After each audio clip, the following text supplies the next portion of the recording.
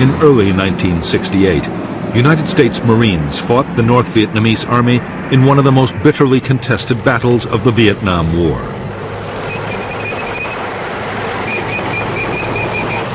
For 77 days, 20,000 NVA troops laid siege to the Marine combat base at Khe Sanh. At stake was the control of the gateway to South Vietnam.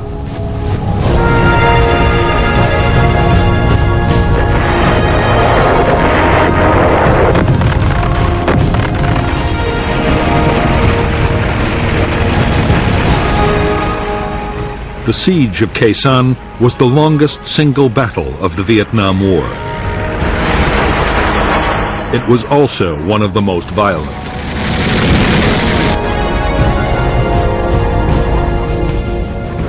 There were savage artillery duels, mass infantry assaults, and fierce hand-to-hand combat.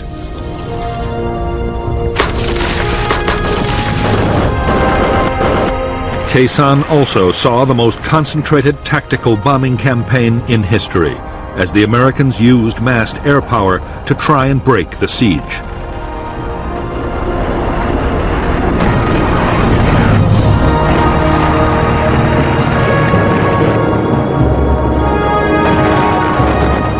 The North Vietnamese meant their attack on Khe Sanh to deliver an historic victory that would destroy the will of the United States to carry on the war.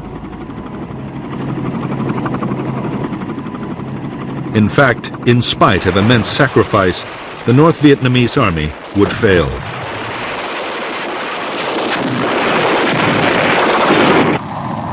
After Khe Sanh, the NVA would never again take on the Americans in a set-piece battle.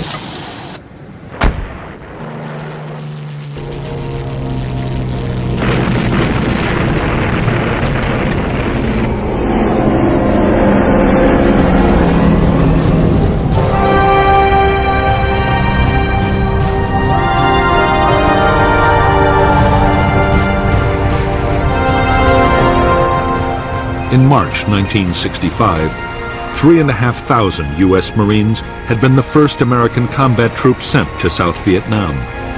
Their orders were to defend an air base at Da Nang, but their mission didn't stay defensive for long.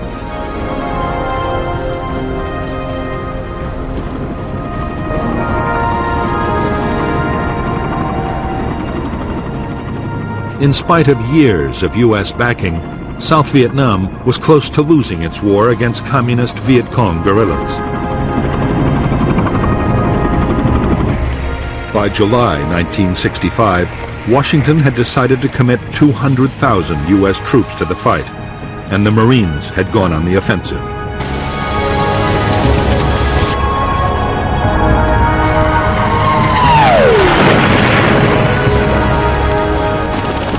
American commanders saw their role as taking on the Viet Cong's big units, the battalions and regiments.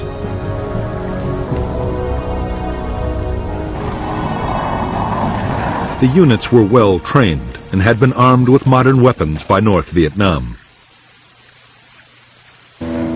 Increasingly, the NLF's war was controlled from the north, and North Vietnam had already begun to send its own troops to fight alongside the guerrillas.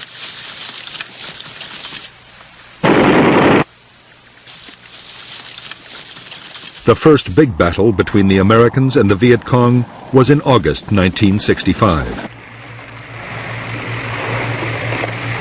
In Operation Starlight, the Marines smashed a Viet Cong regiment. In November, in the Ia Drang Valley, the 1st Air Cavalry Division battled nearly 6,000 North Vietnamese Army troops. According to General Westmoreland, the Americans killed more than 1,200 in a storm of heavy fire.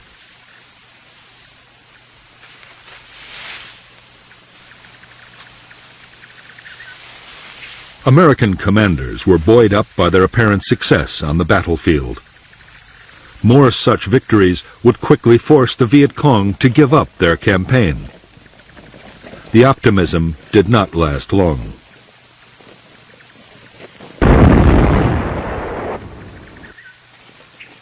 By the close of 1965, the Americans were finding it impossible to make the Viet Cong fight pitched battles.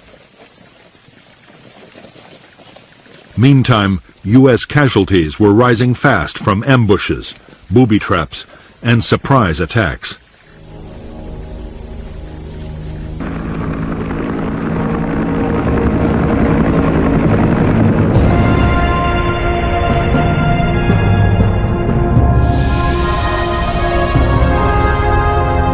By the start of 1966, Military Assistance Command, known as MACV, the main American headquarters in South Vietnam, deployed 184,000 U.S. troops.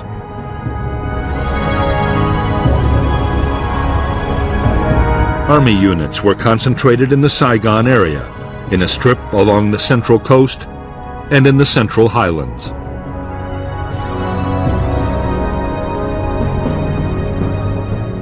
The Marines of the 3rd Marine Amphibious Force were further north, in the area known as I Corps. I Corps bordered the demilitarized zone separating North and South Vietnam.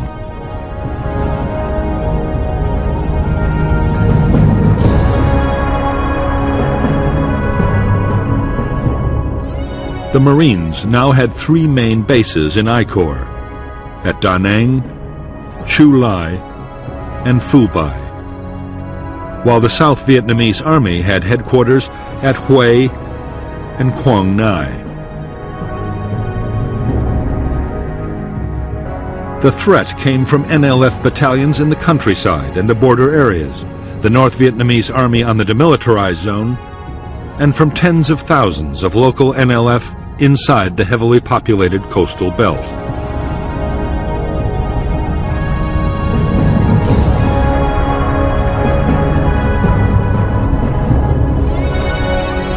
To the NLF, the coastal villages were a priceless asset. They produced vast quantities of rice which could feed the big guerrilla units in the remote interior.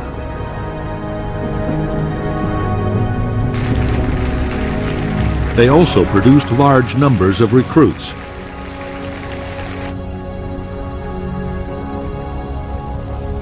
Over the years, the NLF had gained control of thousands of villages. They had created their own local administration and village guerrilla forces.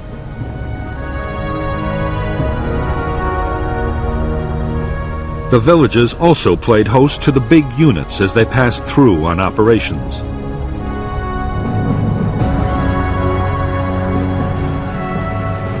All the areas in which the American Marines had built their bases were surrounded by NLF-controlled villages.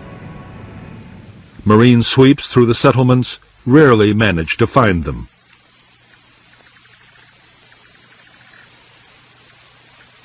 Viet Cong tactics were to pull out the main guerrilla forces and officials, leaving only snipers and booby traps behind.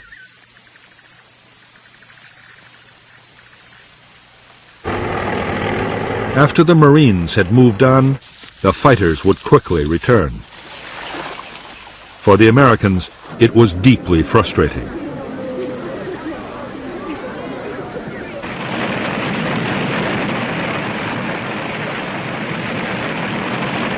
The Marines were forced to think again about how they could fight this new and unsettling kind of war.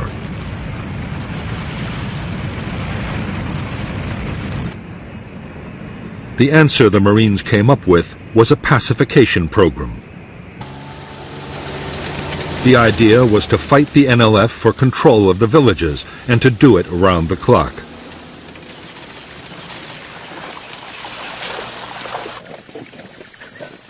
Squad and company-sized units patrolled vigorously and mounted constant ambushes.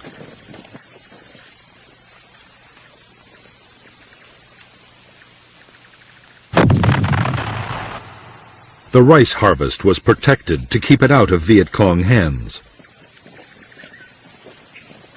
In areas that stayed hostile, whole villages were moved by force to districts already pacified.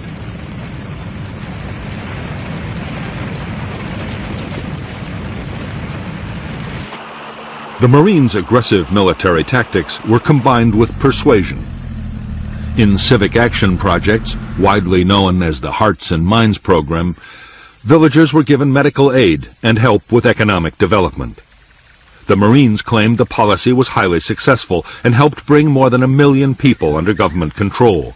However, in reality, it was just an illusion, and the NLF still managed to infiltrate these areas, which continued to abound with sympathizers.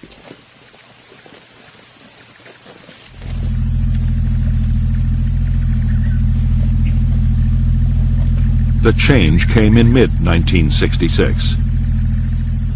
General Westmoreland, the commander of U.S. forces in South Vietnam, had never agreed with the Marines' methods. He believed that controlling villages was a waste of highly trained and heavily armed troops. Westmoreland argued that the Marines should instead be used to pursue the enemy's big units in the remote interior.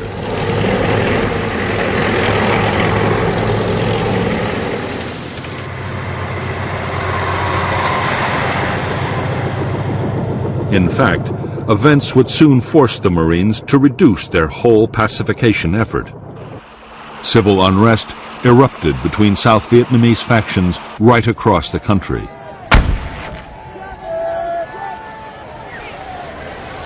The North saw its opportunity and assembled thousands of troops poised to cross into the South. It was a threat the Marines could not ignore.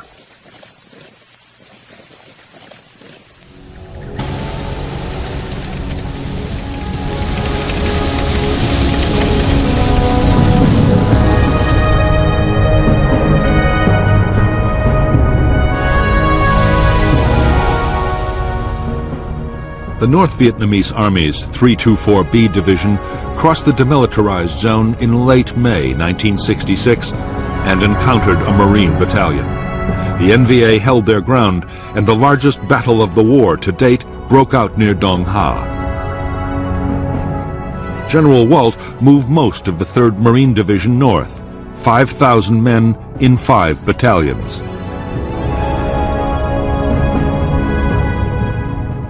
In Operation Hastings, the Marines, backed by South Vietnamese Army troops, the heavy guns of U.S. warships, and the Marines' own artillery and air power, drove the NVA back over the demilitarized zone in just over 3 weeks.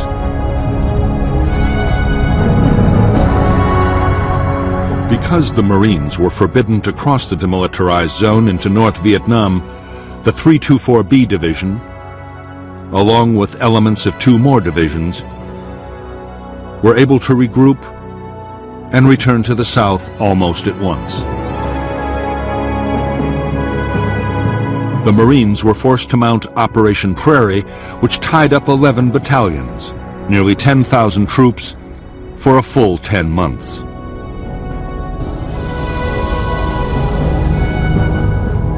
To support the operations, they and Special Forces units built a string of combat bases stretching from Gia Linh in the east to Khe Sanh in the west.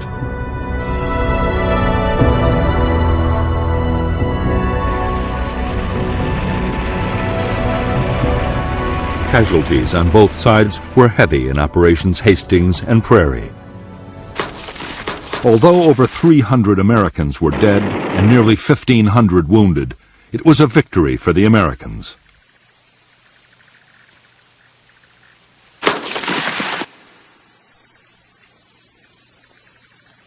However, the NVA divisions had not been beaten. They simply slipped back across the demilitarized zone from where they could return at any time.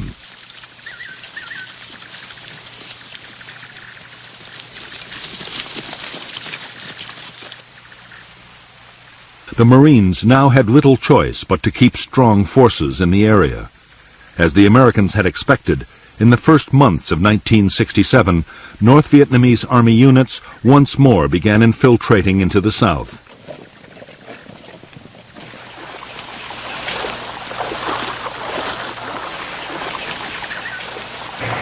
The Marine reaction was to mount big operations to find them and cut them off.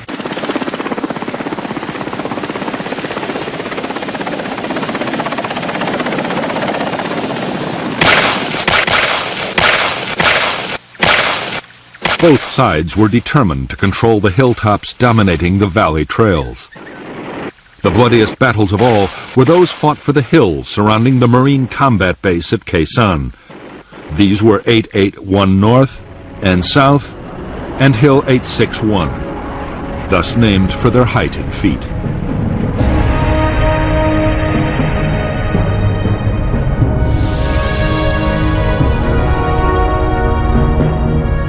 American bases below the demilitarized zone were strung out along Route 1 and Route 9. The command center was Dong Ha, while Camp Carroll and the Rock Pile were artillery bases with long-range heavy guns. On the western end of Route 9, Long Vei, a special forces camp, and the Marine base at Khe Sanh were particularly important. They dominated North Vietnamese infiltration routes into the south from the demilitarized zone and from Laos.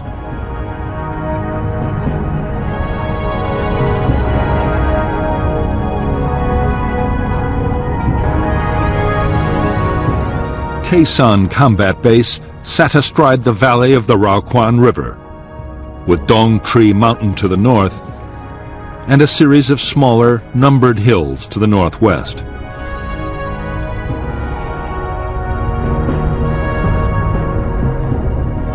In April 1967, elements of the NVA 325C Division moved onto Hills 881 North and South and Hill 861 and stormed a signal relay station atop Hill 950. They built fortifications and placed artillery to support the main effort. An infantry assault by all three of the division's regiments, more than 5,000 men. The base at Khe Sanh had been defended by only a single company of Marines. But now, American strength was raised to 2 battalions with more artillery. By May 5th, after violent battles, the Marines had seized all 3 key hills. The battered North Vietnamese division pulled back over the demilitarized zone and across the Laotian border.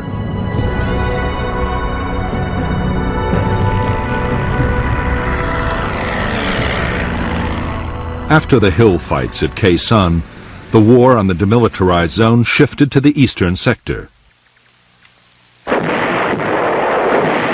North Vietnamese artillery, hidden inside the zone, hammered Marine bases, causing heavy casualties. 30,000 NVA troops tried to infiltrate past the American outposts.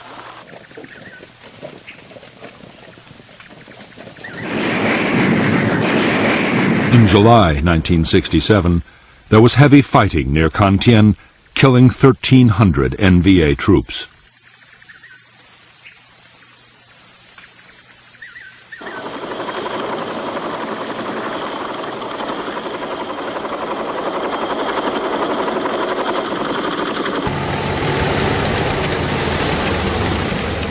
During the last months of 1967, the Marines launched one operation after another to try and intercept infiltrating NVA forces. It was no easy task. The terrain was rough. There were never enough helicopters, and poor weather often shut down air operations. Meanwhile, powerful NVA units were once again massing in the hills and forests around the Khe Sanh combat base.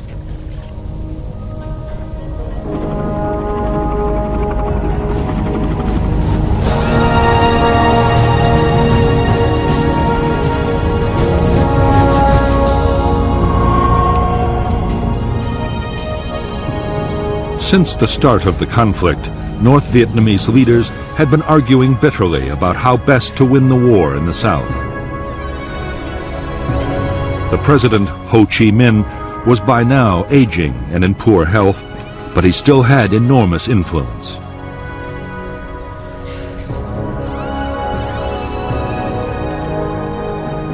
Ho was revered by millions of Vietnamese, North and South, and any big decisions had to be approved by him.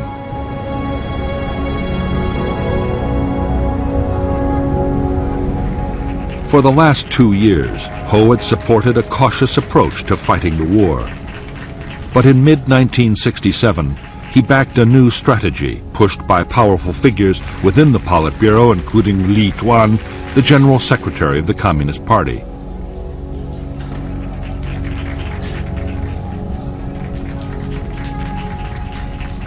The plan was to mount an all-out offensive against the cities and towns of the South.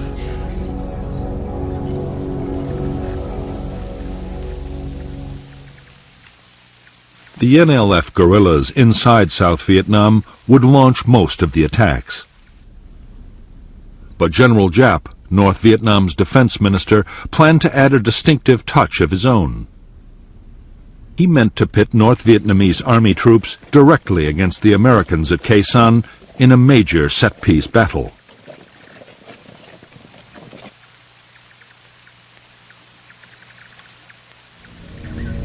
He would even direct the attacking forces himself.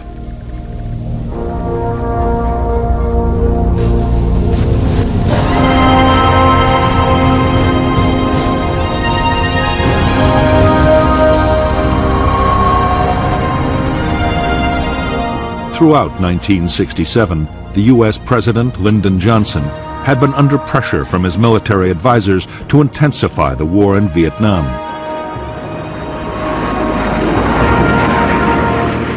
The Joint Chiefs of Staff wanted the President to ease the many restrictions on the bombing campaign against the North. They also wanted ground attacks against enemy sanctuaries in Laos and Cambodia, perhaps even into North Vietnam itself.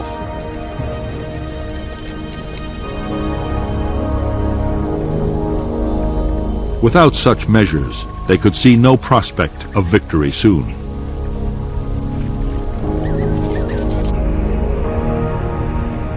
President Johnson's fear was that expanding the ground campaign might draw China or the Soviet Union into the war.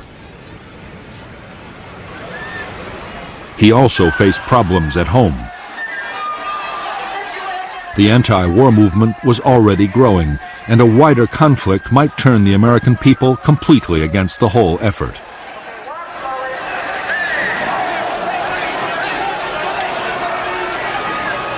The last thing the President wanted to hear was that the Communists were preparing for a major offensive. But General Westmoreland, the commander of U.S. forces in Vietnam, was warning that a large-scale attack might be on the way. Westmoreland believed that the North Vietnamese army was preparing a big push into the South, and that its first target might be the Marine combat base at Khe Sanh.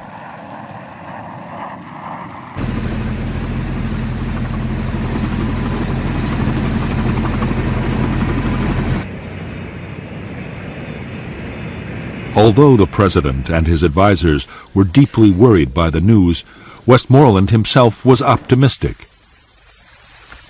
He believed he had the forces to deal with any threat, and a massive enemy offensive might be the opportunity he'd been waiting for.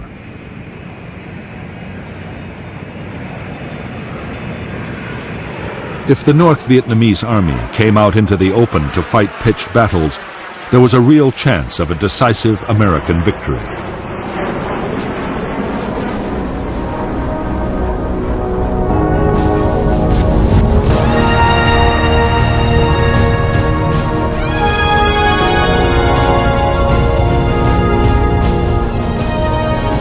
For the North Vietnamese army and its commander, General Giap, attacking the Americans at Khe Sanh promised a whole series of benefits. The buildup would draw American attention away from the southern cities, the main targets of the Tet Offensive. A successful attack would also open a clear route into South Vietnam.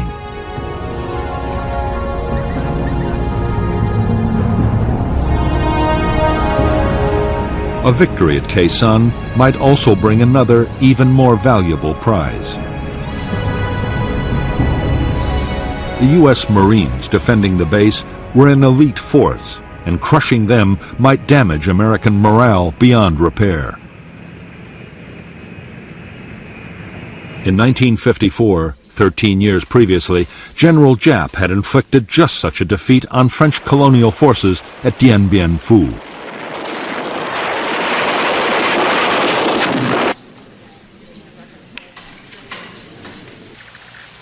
In selecting Khe Sanh as the site for a set-piece battle with the Americans, General Giap had chosen carefully. The jungle-covered hills and low cloud combined with heavy fog would work against American air power.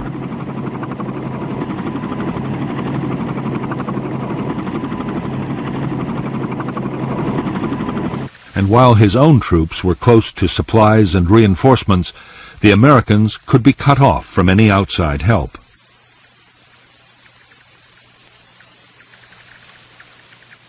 The weakened garrison would then be overrun.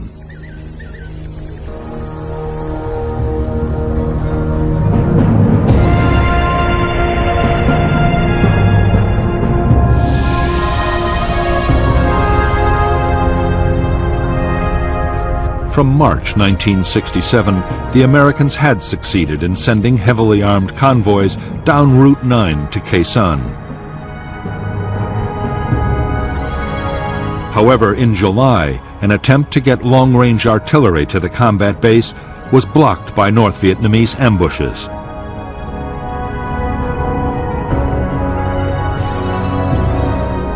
Soon, the NVA had closed the road completely, and the first phase of the campaign against Khe Sanh was completed.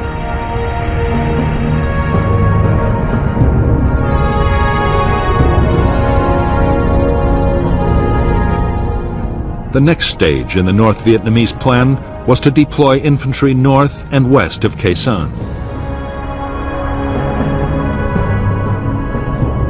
The units to the north would capture the hills overlooking the base and place artillery to bombard the Americans and destroy their airfield.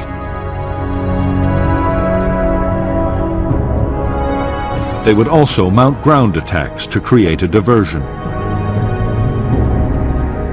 The western units would capture Long Vei Special Forces Camp and Khe Sanh Village, and then mount a massive assault to take the Marine Combat Base from the south.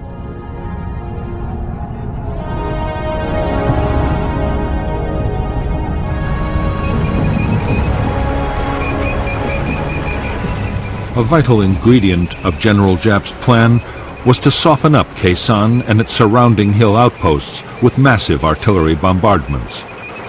It was vital to prevent American aircraft from finding and destroying the guns, mortars, and rocket batteries before the attack.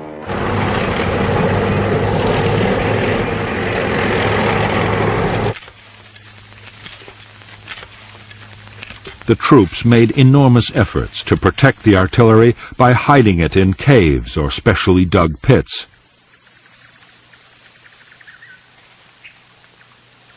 They sighted huge numbers of anti-aircraft guns to drive away inquisitive reconnaissance planes, while everything was hidden by elaborate camouflage.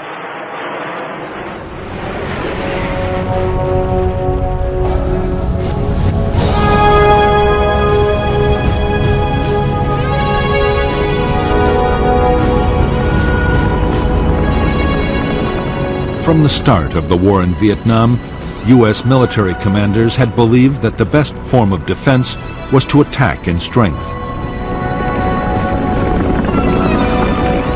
When reconnaissance detected a large enemy force, U.S. troops would be helicoptered in to surround and destroy it.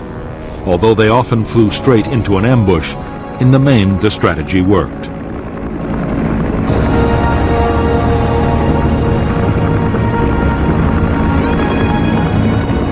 The problem with the American tactics was that they needed ever-increasing numbers of troops and helicopters.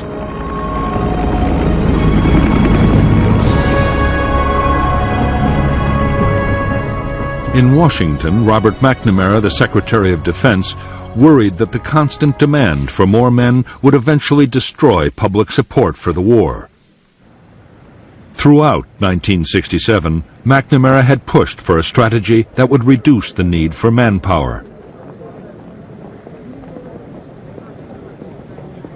One proposal in particular McNamara adopted enthusiastically.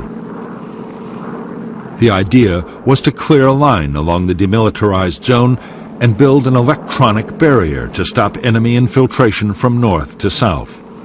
The plan, called the Strong Point Obstacle System, was expected to cost $1 billion. To U.S. troops on the ground, it made no sense. They christened it McNamara's Line.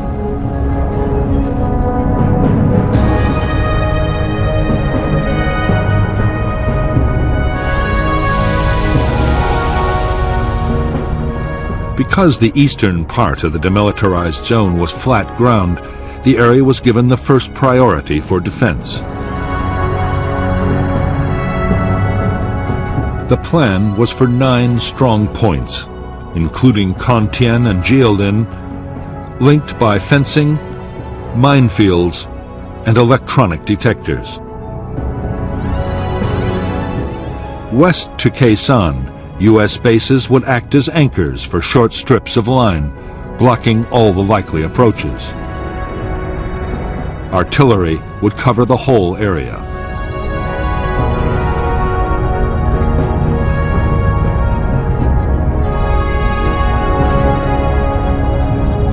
By the end of 1967, the eastern part of the Strong Point Obstacle System was almost complete.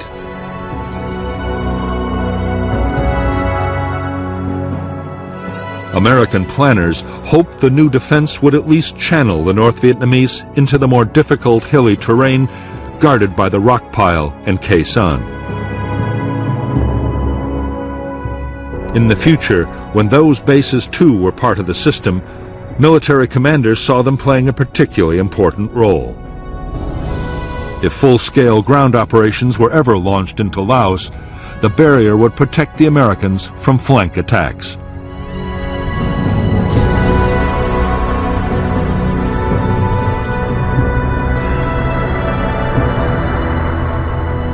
The Strong Point Obstacle System was deeply unwelcome to U.S. commanders in the area. Building just the eastern part imposed a heavy burden on the Marines. The line was soaking up vast amounts of material and manpower, restricting offensive operations. Worst of all, the construction work and the transport supplying it were sitting targets for North Vietnamese gunners.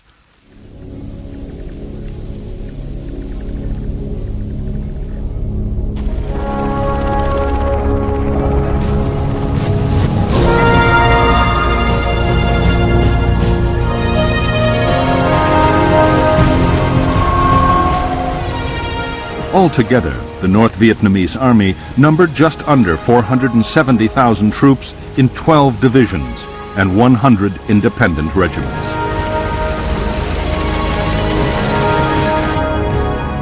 There was also a small navy for coastal patrol and an air force to defend against American bombing raids, together with an air defense missile force.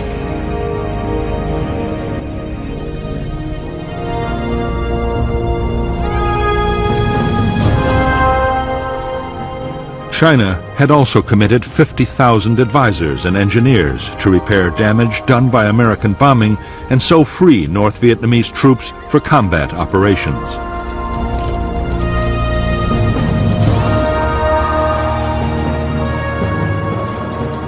By now, the NVA had taken over all military activity in the northernmost parts of South Vietnam, and 102,000 NVA troops were available to fight in the south. All the same, the planned Tet Offensive was not meant to depend heavily on the Northern Army. The southern guerrillas, the Viet Cong, would do most of the fighting, and just over a quarter of NVA units in the south were to be committed to Tet. The rest would either be held back as a reserve or thrown into the battle against the Americans at Khe Sanh.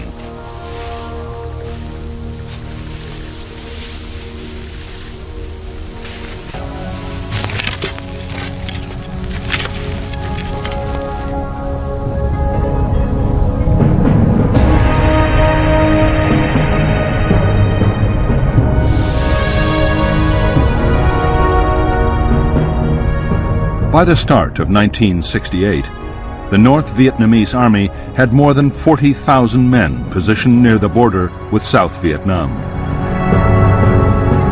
One division was to launch attacks down the east coast to take Da Nang and other important centers. 4 divisions and 2 regiments were massed for the assault on Khe Sanh and for follow-up operations to seize the northern provinces.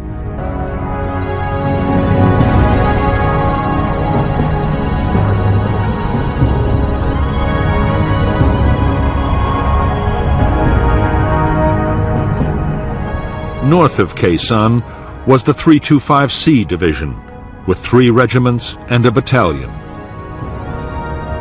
The elite 304th Division was south of the base. The besieging forces were supported by 3 artillery formations and anti-aircraft units, while a regiment handled resupply from the north.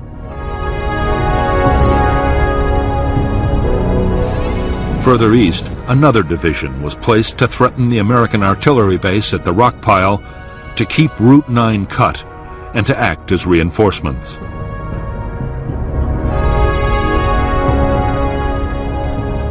A small number of tanks were also positioned west of Lang Vây.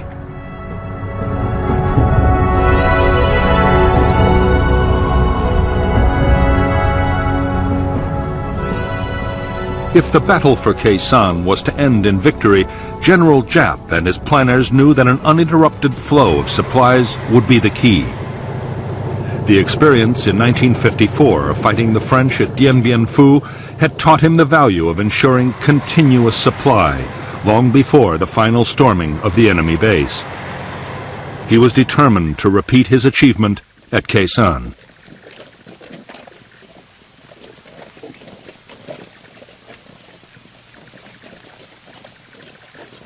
To get ammunition, food, and materials to the forces attacking Khe Sanh, Giap ordered the building of 2 new roads.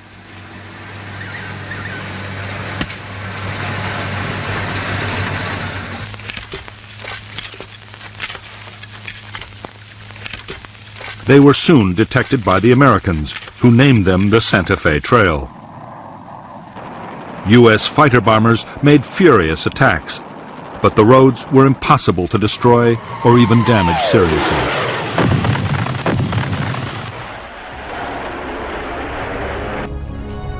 The Santa Fe Trail was heavily camouflaged and fully equipped with bunkers, storage depots, and way stations. The roads were protected by heavy anti-aircraft cover. Already, supplies had been built up near Khe Sanh for between 60 and 90 days of sustained combat.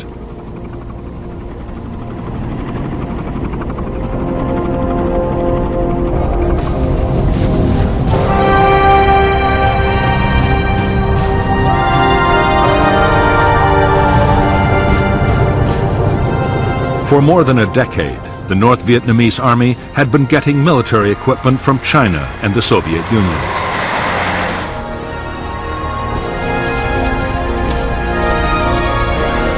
The best NVA divisions were extremely well armed. The rugged and effective AK-47 assault rifle was perfect for the harsh battlefield conditions of Vietnam.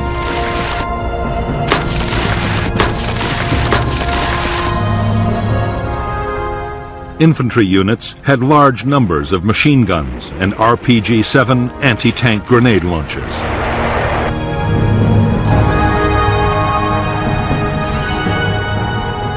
The main defense against American air power for the troops around Khe Sanh was the Soviet K-38 heavy machine gun. Near special installations, the NVA anti-aircraft units were armed with 37mm anti-aircraft cannons, a menace even to the fastest American jets.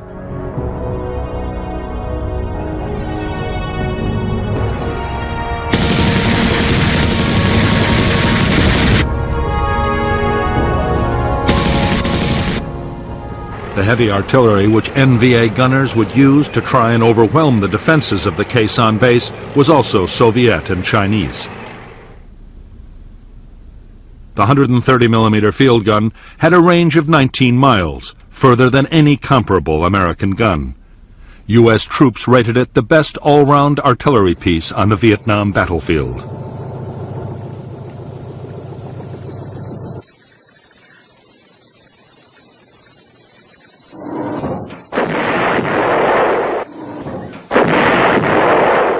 The guns would be reinforced by huge numbers of rockets and heavy mortars.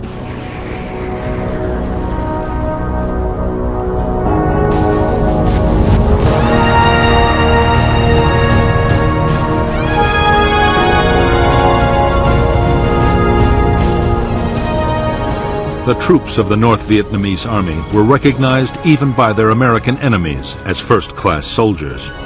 They were extremely well-trained and disciplined.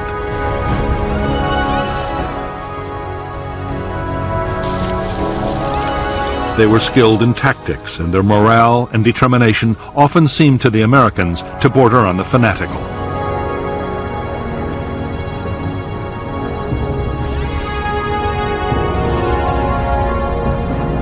In fact, during 1967, as losses soared, North Vietnamese Army morale had slumped badly. Desertion threatened to become a real problem. The grueling trek from home bases to distant Khe Sanh had also taken its toll.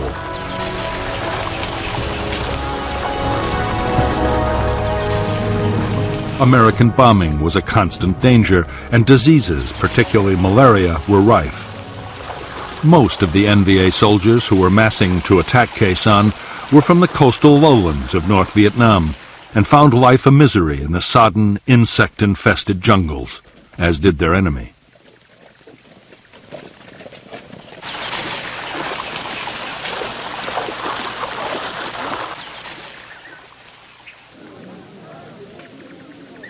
In preparation for the Khe Sanh battle, NVA commanders went to enormous lengths to restore their troops' morale.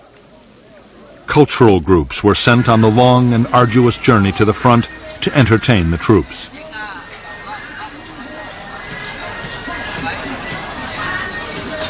The message was simple and was reinforced at every opportunity by political officers. The coming campaign would deliver the victory they had hoped for so many years.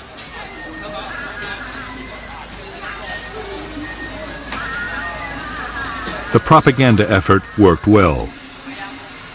In the final weeks before the offensive, desertions from the North Vietnamese Army fell dramatically.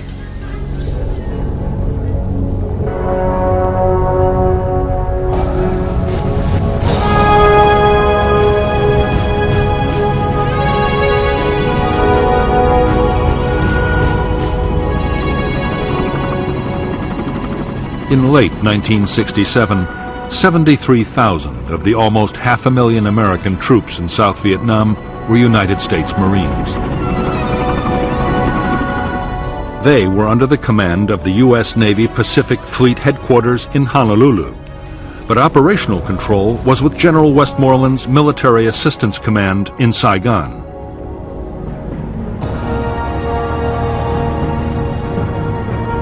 From the start, the independent status of the Marines had led to friction. Often they were accused by the Army and the Air Force of fighting their own private war.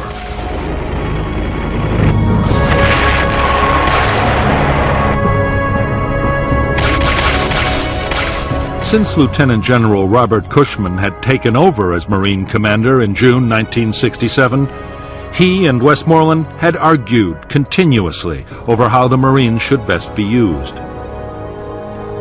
The latest issue was the McNamara Line.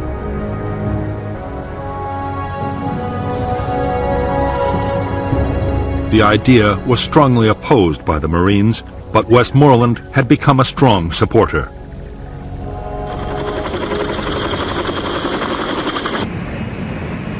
There was also a major disagreement brewing over who should control Marine air power. On the eve of a major battle, inter-service rivalry was threatening to grow into a serious problem.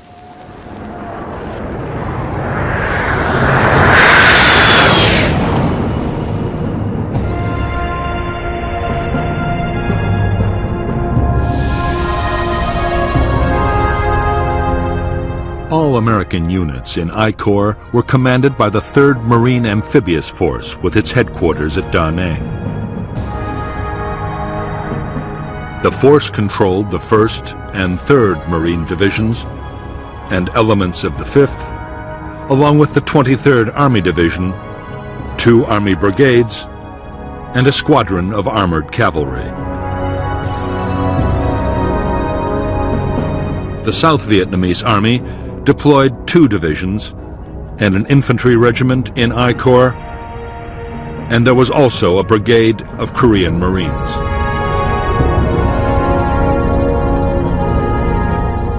Air support for operations in I Corps was provided by a U.S. Air Force Tactical Fighter Wing, the 1st Marine Air Wing, and a South Vietnamese Air Force Squadron. U.S. Navy aircraft were stationed on the carriers of Task Force 77, while 3 wings of B-52 bombers were also on call from Thailand and Guam in the Pacific Ocean.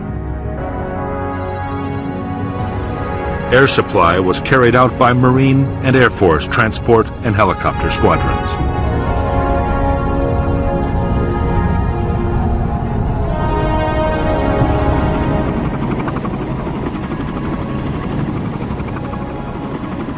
As more than 100,000 men, half of all U.S. combat units in South Vietnam, had been concentrated in I Corps, the supply system had been strained to the limit. On the DMZ alone, ammunition consumption was running at 25,000 artillery shells a month. The Marine supply lines stretched from the United States to Okinawa in the Pacific and on into Vietnam.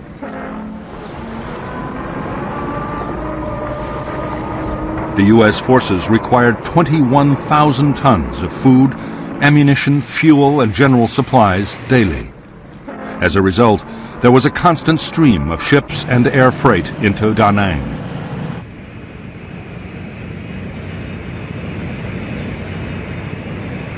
Getting the supplies to where they were needed was a massive job. Vietnam was the first war to see computers used to control supplies. The requisitioning system handled over 80,000 different items, from boots for the men to spares for helicopters.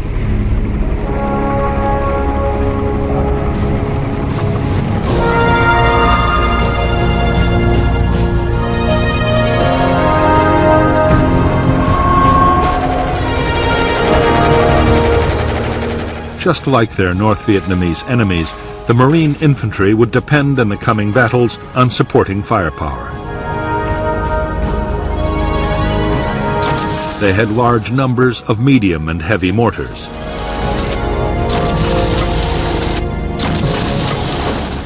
The Marines would also make good use of 106mm recoilless rifles. The M40 had been designed as an anti-tank weapon, but it was also highly effective against bunkers and trenches.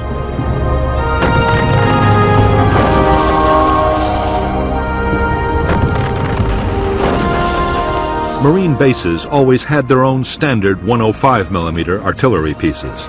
The guns had a range of 7 miles. Some bases, including Khe Sanh, also had powerful 155mm howitzers. They could lob a heavy shell over 9 miles at a rate of 4 rounds a minute. The base could also call in supporting fire from the Army's huge 175mm self-propelled guns. These weapons could fire a 170-pound shell 23 miles, just enough to reach the Khe Sanh area from the rock pile or Camp Carroll.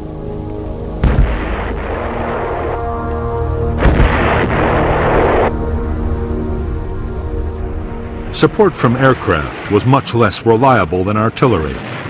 Air operations could be shut down completely by bad weather. But in the right conditions, fighter bombers could bring devastating firepower to the battlefield. A-4 Skyhawks, operating from carriers in the Tonkin Gulf or from marine airfields, could be over the Khe Sanh area in less than 30 minutes with 1.5 tons of bombs.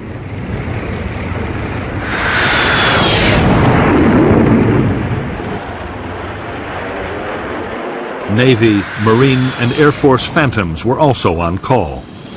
Although designed as an interceptor, the F-4 was a powerful bomber. It could carry 18 750-pound bombs or 11 canisters of the devastating flammable gel, napalm.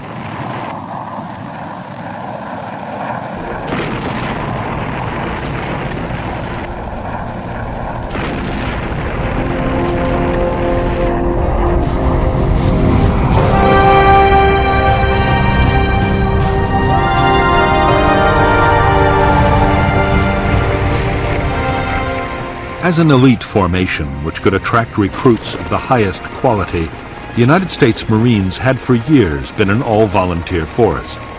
Vietnam had forced a change.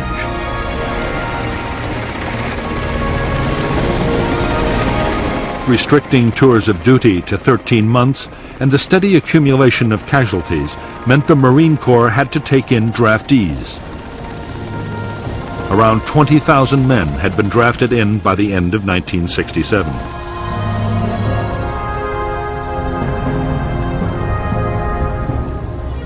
Basic training had been cut too, down from 12 to 8 weeks.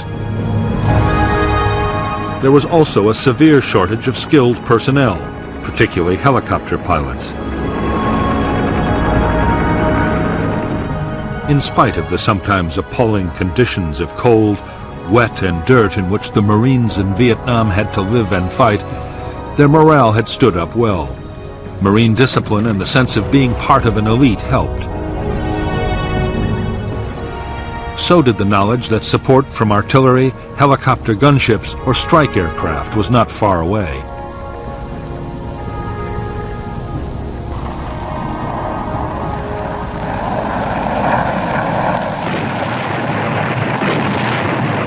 But nothing helped the morale of the men as much as the superb medical evacuation and treatment system.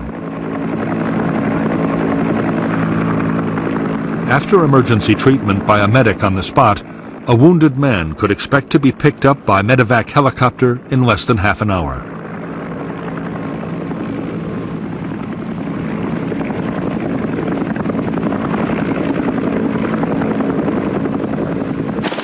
The crews of evacuation helicopters were among the most admired troops serving in Vietnam.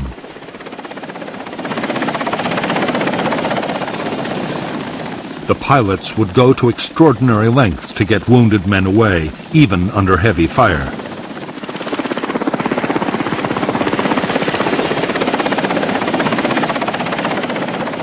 In I Corps, evacuation was to one of 3 field hospitals or to the main hospital at Da Nang.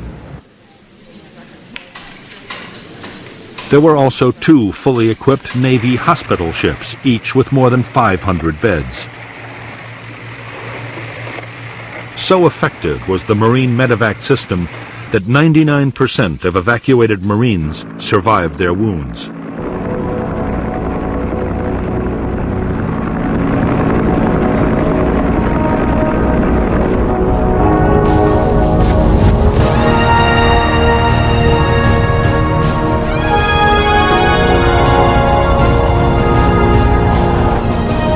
As evidence had mounted that the North Vietnamese were going to attack Khe Sanh, the Americans took a quick decision to reinforce the base. By the close of 1967, the 3rd Battalion of the 26th Marines had arrived to boost the garrison.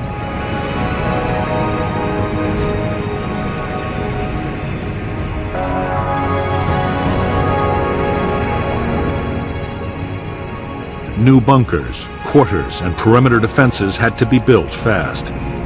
Building materials that were meant for the McNamara Line were quickly diverted to Khe Sanh.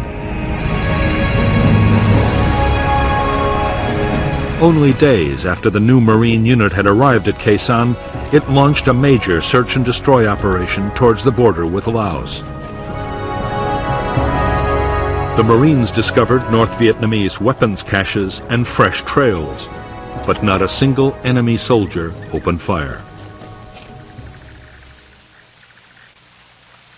Unknown to the Americans, the 30,000 NVA troops all around were under strict orders to avoid all contact.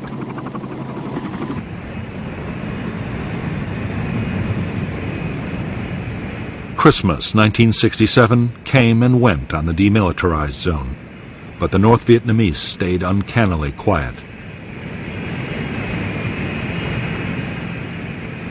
However, there were signs of intense NVA reconnaissance around Khe Sanh.